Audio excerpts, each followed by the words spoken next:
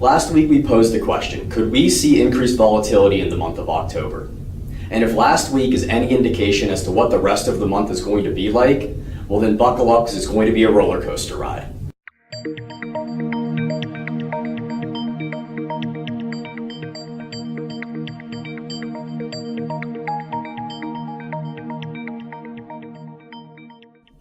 The month of October started off with a lot of volatility, just as we expected.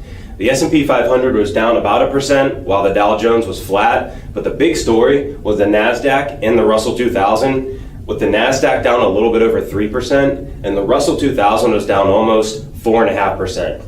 Now, the reason that this is a big deal is because the Russell 2000 earlier in the year was the leading index, and now it's lagging up only 5% year to date. Foreign stocks and emerging market stocks were also down big last week, with foreign down about 2.5% and emerging markets down about 4.5%. And now emerging market stocks are down over 11% for the year. The chart today is of the S&P 500, and I really want to focus on only the top blue line on this chart. And what happened last week in the markets is called a back test of a previous breakout that happened earlier this year on the S&P 500.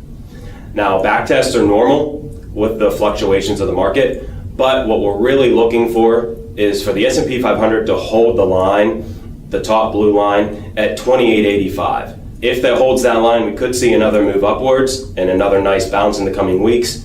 But if we don't hold the top blue line, then we could potentially see a move in the S&P 500 downwards, even down to the lows that we saw earlier this year. Last week, Brazil held the first round of their presidential election, and right-wing candidate Congressman Bolsonaro took a commanding lead. Now, elections in Brazil are different than the elections here in the United States. If you do not receive over 50% of the vote, you have to go into what's called a runoff election, which is scheduled for the end of this month. Now, all expectations are pointed towards the congressman easily winning the runoff election. And upon that news, Brazil's market surged last week.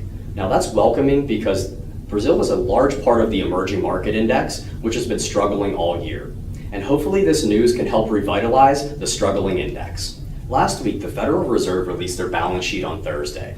And the biggest takeaway from that was that the $285 billion that was sold off was the last round of quantitative easing, which was established in 2014.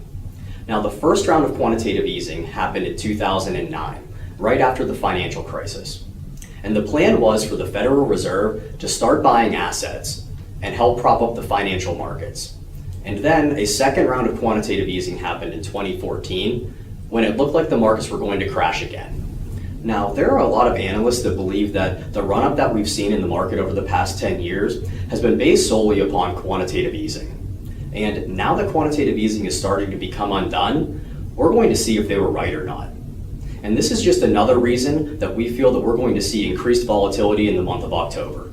So we've been talking about volatility a lot over the past couple weeks, and unfortunately we feel like it's here to stay.